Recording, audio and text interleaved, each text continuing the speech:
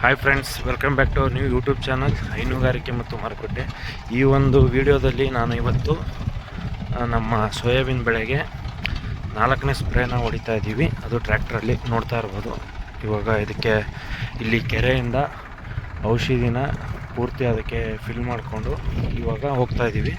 ಬನ್ನಿ ನೆಕ್ಸ್ಟ್ ನಿಮಗೆ ತೋರಿಸ್ತೀನಿ ಯಾವ ರೀತಿ ನಾವು ಇವಾಗ ಸ್ಪ್ರೇ ಮಾಡ್ತೀವಿ ಅದಕ್ಕೆ ಅಂತ ಗೊತ್ತಾಗುತ್ತೆ. ಇದು ಆ್ಯಕ್ಚುಲಿ ಫೋರ್ತ್ ಡೋಸ್, ಇದು ಫೋರ್ತ್ ಸ್ಪ್ರೇ ಕೊಡ್ತಾ ಇದ್ದೀವಿ ನಾವು. ಫೈನಲ್ ಇದು ಆಗಲೇ ಕಾಯಿ ಸೆಟ್ಟಿಂಗ್ ಆಗಿದೆ ಪೂರ್ತಿ, ನೋಡ್ತಾ ಇರ್ಬೋದು. ಇದಕ್ಕೆ ಆ್ಯಕ್ಚುಲಿ ನಾವು ಸೆಣಬಾಕಿದ್ವಿ, ಇದು ಪೂರ್ತಿ ಫ್ಲೋ ಮಾಡಿ ಮಲ್ಚ್ ಮಾಡಿದ್ದೀವಿ. ಇವಾಗ ಪೂರ್ತಿ ಕೊಳಿತಾ ಇದೆ ಇದು. ಆ್ಯಕ್ಚುಲಿ ಈ ವರ್ಷ ಸ್ವಲ್ಪ ಮಳೆ ಕಡಿಮೆ ಆಗಿರೋದ್ರಿಂದ ನಾವು ಇದು ಮುಳ್ಸಜ್ಜೆ ಜಾಸ್ತಿ ಆಗಿತ್ತು ಈ ಹೊಲದಲ್ಲಿ. ಅದಕ್ಕೋಸ್ಕರ ಯಾವುದು ಹಾಕೋದು ಬೇಡ ಬೆಳೆನ ಅಂತಂದ್ಬಿಟ್ಟು ನಾವು ಇವತ್ತು ಸೆಣಬನ್ನ ಹಾಕಿದ್ವಿ. ಸೆಣಬು ಅಂದರೆ ಅದರಲ್ಲಿ ಡಯಾಂಚ ಅಂತ ಬರುತ್ತೆ, ಡಯಾಂಚ ಹಾಕಿದ್ವಿ. ಹಾಕಿ ನಾನು ನೆಕ್ಸ್ಟ್ ಒಂದು ವೀಡಿಯೋದಲ್ಲಿ ಅಪ್ಲೋಡ್ ಮಾಡ್ತೀನಿ ಯಾವ ರೀತಿ ಡಯಾಂಚ ಹಾಕಿದ್ವಿ ಅಂತ. ಬನ್ನಿ ನೋಡೋಣ ಸ್ಪ್ರೇ ಯಾವ ರೀತಿ ಆಗುತ್ತೆ ಅಂತ ಗೊತ್ತಾಗುತ್ತೆ ನಿಮಗೆ. ನೋಡ್ತಾ ಇರ್ಬೋದು ಮೆಕ್ಕೆಜೋಳ ಈ ವರ್ಷ ಮಳೆ ಕಡಿಮೆ ಆಗಿರೋದ್ರಿಂದ ಬಂದಿದೆ, ಬಟ್ ಇನ್ನೂ ಮಳೆ ಬೇಕು ಅದಕ್ಕೆ ಜಾಸ್ತಿ. ಬನ್ನಿ ನೋಡೋಣ. ಪೂರ್ತಿ ಫ್ಲೋ ಹೊಡೆದಿದ್ದೀವಲ್ಲ, ಅದಕ್ಕೋಸ್ಕರ ಇವಾಗ ಜಾಸ್ತಿ ದಡಿಕೆ ಆಗ್ತಾಯಿದೆ. ಪೂರ್ತಿ ನಿಧಾನಕ್ಕೆ ಹೋಗಬೇಕು, ಜಾಸ್ತಿ ಎಲ್ಲ ನೀರೆಲ್ಲ ಸೋರ್ತಾ ಇದೆ. ಇದು ಮ್ಯಾಶಿ 241. ಇದಕ್ಕೆ ನಾವು ಸ್ಪ್ರೇಯರ್ ಅಸೆಂಬ್ಲಿ ಜಾಯಿಂಟ್ ಮಾಡಿದ್ವಿ, ಚಿಕ್ಕ ವೀಲ್ಸ್ ಹಾಕಿದ್ದೀವಿ. ನೋಡ್ತಾ ಇರ್ಬೋದು, ಬೂಸ್ಟನ್ ವೀಲ್ಸ್ ಅಂತಾರೆ ಇದಕ್ಕೆ.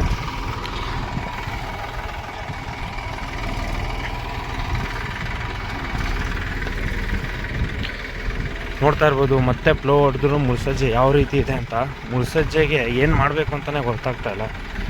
ಪೂರ್ತಿ ಮುಳ್ಸಜ್ಜೆ ಜಾಸ್ತಿ ಆಗಿಬಿಟ್ಟಿದೆ ಈ ಹೊಲದಲ್ಲಿ. ಆ ಕಡೆ ಬ್ಲ್ಯಾಕ್ ಕಾಣ್ತಾ ಇರೋದ್ರಲ್ಲಿ ಜಾಸ್ತಿ ಇಲ್ಲ, ಯಾಕಂದರೆ ಹೋದ ವರ್ಷ ಸೋಯಾಬೀನ್ ಹಾಕಿದ್ವಿ.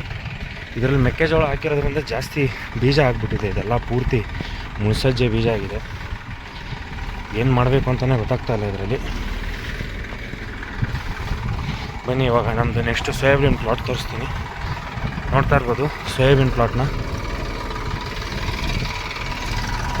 ನೋಡಿ, ಈ ರೀತಿ ಬರಬೇಕು ಸೋಯಾಬೀನ್ ಪ್ಲಾಟ್. ನೋಡ್ತಾ ಇರ್ಬೋದು ನೋಡಿ ಸೋಯಾಬೀನ್.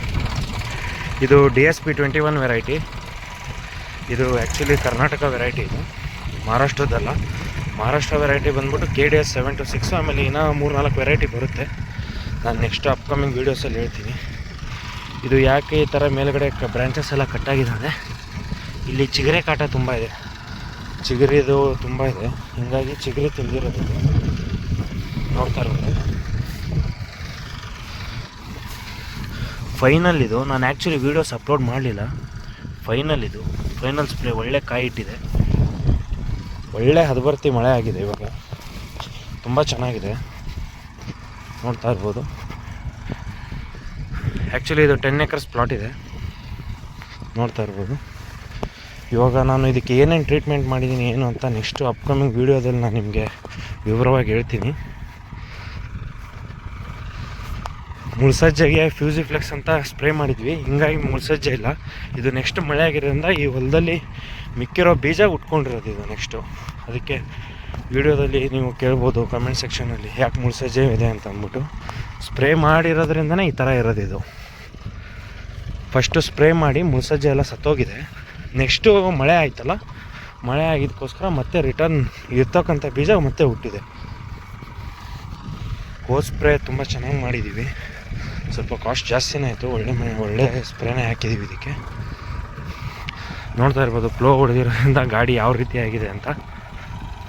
ಬನ್ನಿ ಇವಾಗ ತೋರಿಸ್ತೀನಿ ಯಾವ ರೀತಿ ಸ್ಪ್ರೇ ಆಗುತ್ತೆ, ಹೆಂಗೆ, ಎಷ್ಟು ಹೋದರೆ ಹೋಗಿ ವಾಪಸ್ ಬಂದರೆ ಎಷ್ಟು ಸಾಲು ಹೋಗುತ್ತೆ, ಎಷ್ಟು ಎಕರೆ ಹೊಲ ಹೋಗುತ್ತೆ ಅಂತ ಗೊತ್ತಾಗುತ್ತೆ ನಿಮಗೆ.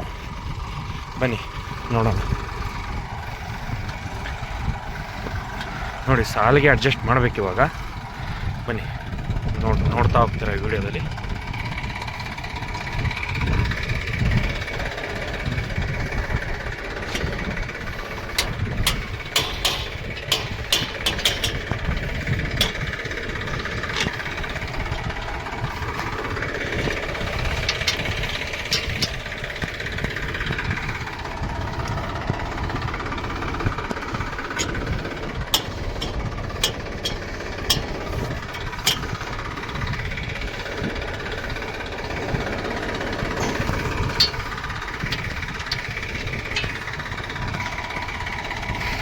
ಅದು ಕ್ಲ್ಯಾಂಪ್ನ ಮೇಲೆ ಹಾಕ್ತಾ ಇರ್ತೀವಿ.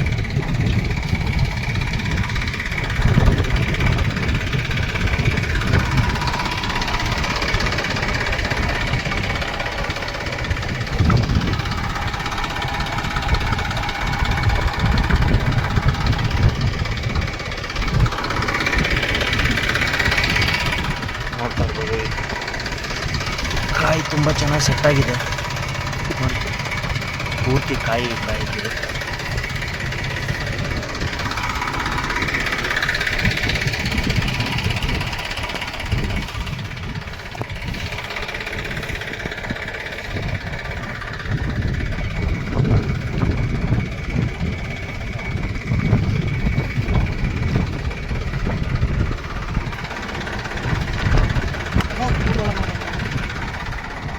ನೊಣ ಭಾಳ ಅದಾವು. ನೋಡ್ತಾ ಇರ್ಬೋದು ಇದು ಪಂಪು ಯಾವ ರೀತಿ ಇದೆ ಅಂತ. ಈ ಥರ ಅಗಲ ಆಗುತ್ತೆ. ಹಾಂ ಇರಲಿ, ಒಂದು ಸೈಡ್ 6 ಸಾಲು, ಒಂದು ಸೈಡ್ 6 ಸಾಲು ಬೇಡ, ಒಂದೇ ಹೋಗಿ ಬಂದ್ರೆ ಆಗ್ಬೇಕು.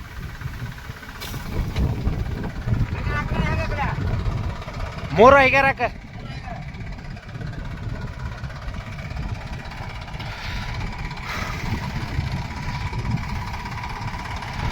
ನೋಡ್ತಾ ಇರ್ಬೋದು ನೋಡಿ.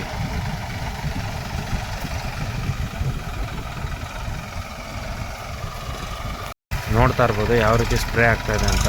ಪೂರ್ತಿ ಎಲ್ಲ ನಾಜಲ್ಸು ಒಂದು ಸೈಡ್ ಹೋದರೆ 5 ಸಾಲು, ಪಕ್ಕದಲ್ಲಿ ಒಂದು ಸೈಡ್ ಪೈಕದಲ್ಲಿ 5 ಸಾಲು, ಮಿಡ್ಲಲ್ಲಿ 2 ಸಾಲು ಬರುತ್ತೆ.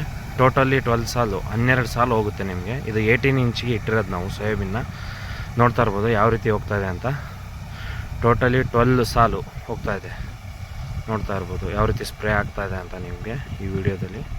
ಇವಾಗ ಹೋಗಿ ವಾಪಸ್ ರಿಟರ್ನ್ ಬಂದರೆ ಖಾಲಿ ಆಗುತ್ತೆ ಇದು. ಯಾಕಂದರೆ ಗಿಡ ದೊಡ್ಡದಾಗಿರೋದ್ರಿಂದ ಸ್ಪ್ರೇ ಜಾಸ್ತಿ ತೊಗೊಳುತ್ತೆ.